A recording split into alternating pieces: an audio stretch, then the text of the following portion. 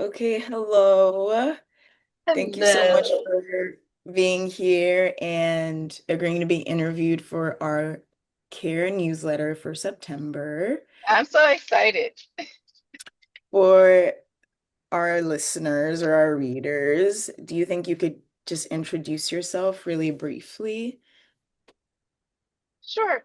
My name is Dr. Tselane Gardner, and I am alum of UCI. I graduated in 2010, and I double majored in psychology and social behavior and social ecology. And I'm an older student, so that's even more of a success. I work in community mental health, and I or have history working in community mental health over 25 years, and I've recently pivoted into holistic forms of treatment. Hmm, very interesting. So I'm just going to dive straight into the question because your introduction took me straight into our first one. So for those who may not be familiar with your work, could you tell us a little bit more about yourself and what inspired you to found clinical counseling with Solani and also the work that you've done with care kind of as a student at UCI and then now as a community partner? Okay. So I was so driven to start clinical counseling with Tselane while I was still working in community mental health. I worked for Department of Mental Health Agency, and I was being sought out to facilitate presentations, didactic trainings for doctoral students, and also being sought out for life coaching. So as I was still working, I created clinical counseling with Tselane, and I was doing it part-time because I was a full-time employee. And so during that time, I developed community collaborations or community partners and collaborated with just different agencies. And then when it came towards the end of me working for the agency, I was there for 10 years. I Wow. started experiencing some occupational burnout, compassion fatigue, and vicarious trauma. And Mm-hmm. the agency wasn't providing me with any type of support. And I was not being supported at all. So Yeah. that's when I decided to pivot from working for an agency and making clinical counseling with Tselane full time. And that's when I learned from some of my other colleagues and realizing that I wasn't the only service provider not being heard by their agencies. And I said, there's something here. And I had already discovered how sound bath therapy was helping me to not just heal, but to relax, to have some more peace. I could really feel my nervous system, being reset, the next day. Because when I was working at the agency, I was having my life was being threatened by clients, Mm-hmm. and it had me very hyper vigilant. And I'm a survivor as well, so it intensified it. And so as I attended sound baths on my own, I saw how it helped to regulate me. And so when I went full time with my agency, I started implementing the sound baths full time, the trauma informed care sound baths, and then working with different agencies and other service providers.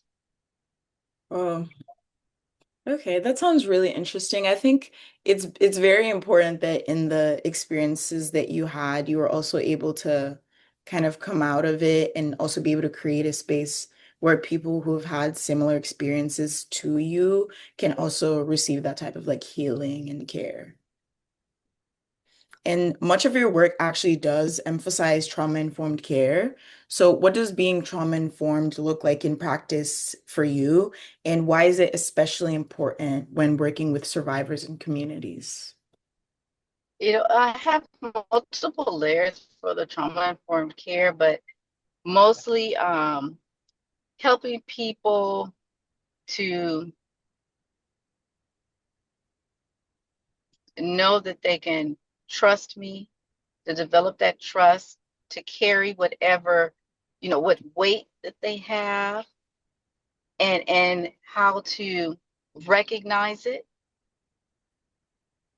but then know that you're in a place attending one of my sound baths or a different type of a trauma informed trainings that I have to help not just reset your nervous system, but to restore what, I'm just going to say it, what the enemy had stolen. Right. That makes a lot of sense. I think especially with like having you as a community partner in care, a lot of our holistic healing programming emphasizes trauma-informed care. I think it's just important when you're working with survivors in communities to not only not do harm, but also implement principles that prevent further harm from occurring. And I think one thing that stands out about your practice is how you integrate clinical approaches with kind of those holistic wellness experiences like sound baths and yoga. So I'm a little curious about why you think it's important to offer these both like types of experiences and how you think that they complement each other. Absolutely. And well, I'm making my notes too. So when I decided to implement both the yoga and the sound baths, it came from observing the attendees that came to my Healing Heart sound baths. I am very vigilant. I'm looking at everyone's face, even with the eye mask on. I'm looking at their body language. Sometimes people do fall asleep. There are some that are not falling asleep. I can tell by some of the sounds of the instruments that it may not resonate, with certain people. And so I'm very, very vigilant, for that. And then I was realizing that sometimes the sound therapy may not be for, a particular person, and maybe yoga might be a good balance, for them, and Mhm. implementing some very gentle restorative yoga, poses, and then going to a, mini sound bath. And so depending on whomever I am providing the services to, or if it's an individual or if it's an organization, I kind of get a feel of, what's the need for the community. So like when I came there for the sound bath and I, spoke with Eli about it and Rasta and, what was the need. And the primary need for that sound bath was to help bring healing and rest to the staff. And that was the Absolutely. focus.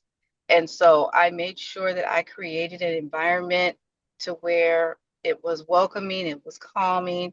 If some people, were coming right after work, so you're rushing to try to get there and just making sure it was a peaceful place.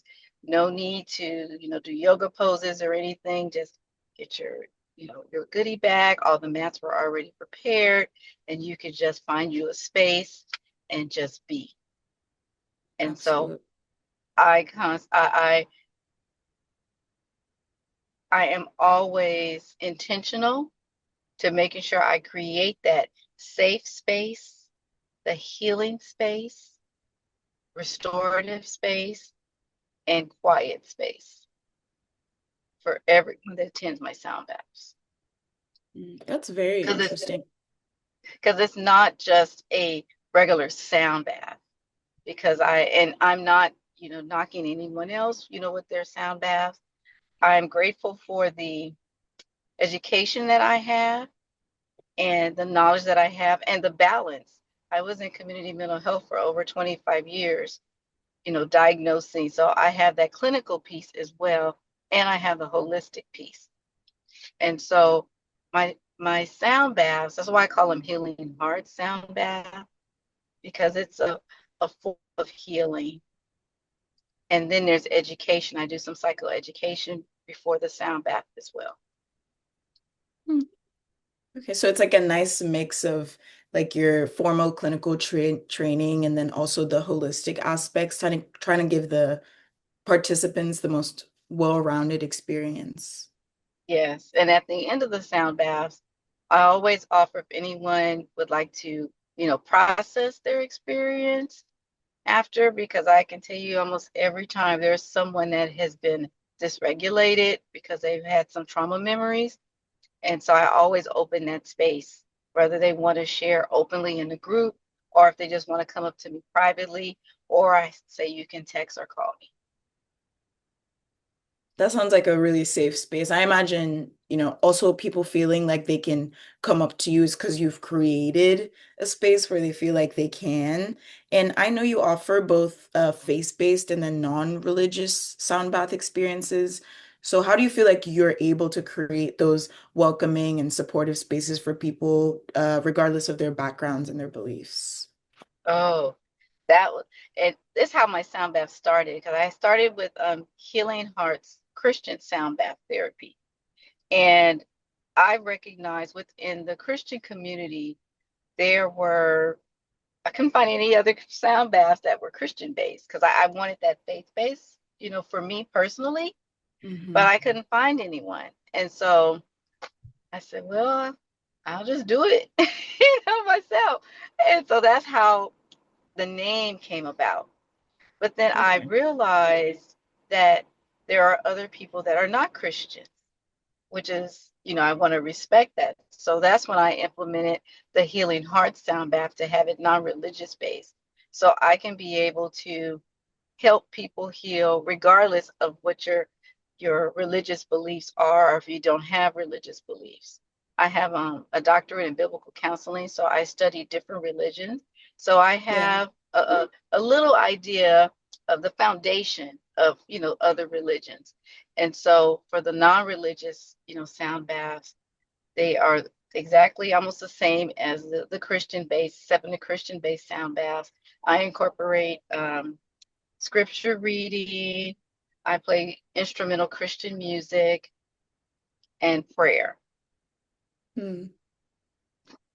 And then when I Huh. have the non-religious ones, I set an intention, and it's still kind of like a prayer, but it's not, I'm not saying Jesus or anything religious, but I always set the intention as well because I have my private clients, some are Christian, some are not.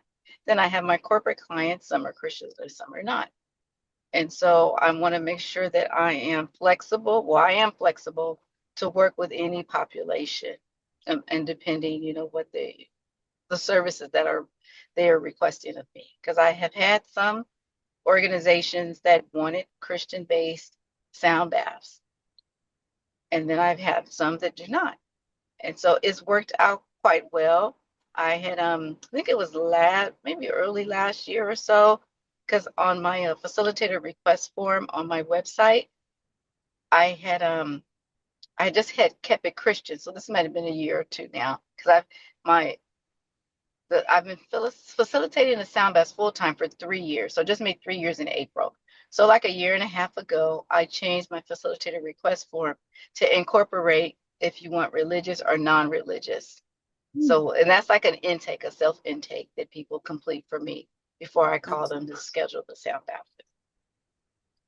Okay. That sounds like you being able to also, through your own identity, create spaces that are welcoming for people who share that identity, but also being respectful of people who might not, and still having a lot of options and opportunities for them. And I know Mm-hmm. you've spoken a lot about how your own experiences have kind of shaped the work you do with your counseling practice, and a lot of realizing that there wasn't necessarily a space for people who had experiences like yours. So, what I'm wondering is I know you talk about self-love and restoration. So, what does self-care realistically look like in your own life when you're supporting others in this way every day? I love you asked this question, Turo. So before all of my sound baths, I have a meditation that I pray before and after, Hmm. and asking, God to make sure that I'm protected and that I'm working with so many different people that have so many different things going on, that I make sure that my prayer is like, Lord, please make sure that you keep me safe. What is meant for me is for me, what is not meant for me, that it will stay with those clients, that you will, cover them, but thank you for covering me. I release anything that is not of me, not for me. I practice my self-care like I got my nails done.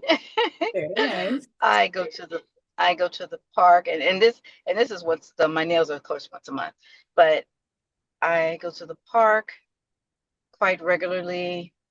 I'm feeding the ducks, and that's a part of my self-care. I do grounding, walking on the grass.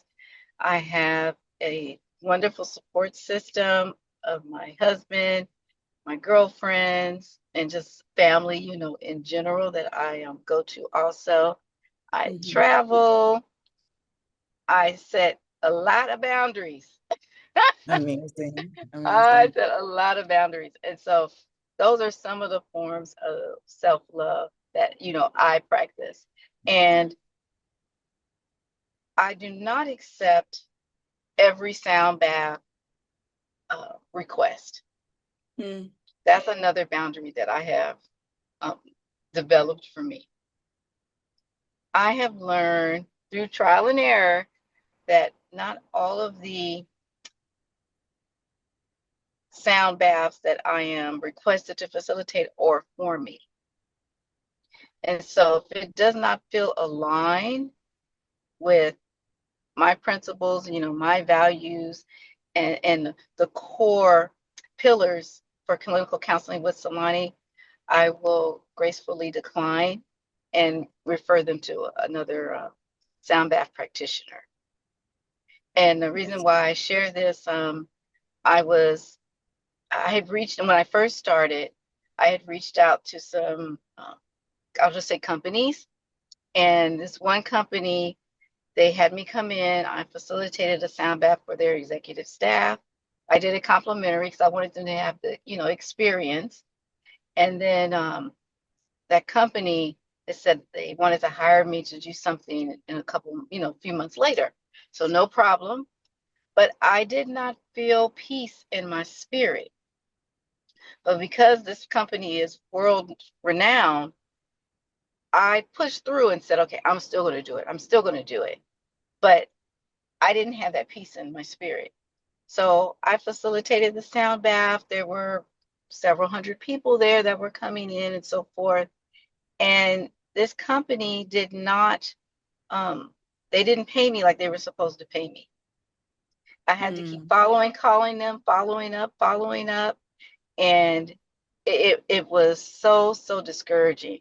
And then they had told me that they were going to hire me to do another event, and then I saw on social media that they had hired someone else, Wow. and they gaslighted me. And so I learned from that situation to, one, have my contracts, have a deposit. If this if everything is not paid for before the event, then I will not facilitate the event. And to listen to my gut, because I didn't listen to my gut. And so now I am intentional on which agencies, companies, individuals that I work with. Okay. I think those are all really important ways of just one, having really good professional boundaries, but also prioritizing your own like health and wellness, especially in the nature of the work that you do. And throughout the course of this of our conversation, we've spoken a lot about self-care, about restoration, about resilience. And as we're now nearing the end, I was wondering if you could leave the UCI community with one message about healing or resilience or self-care, what would it be?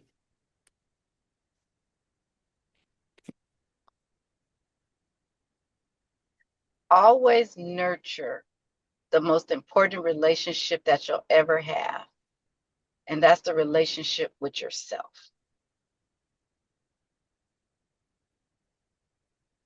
That's very profound messaging. I think a lot of our students and faculty and staff are balancing so many things like academics and work and personal life. And I think looking to nurture a relationship with yourself makes it a lot easier when you're navigating responsibilities and relationships that are outside of yourself.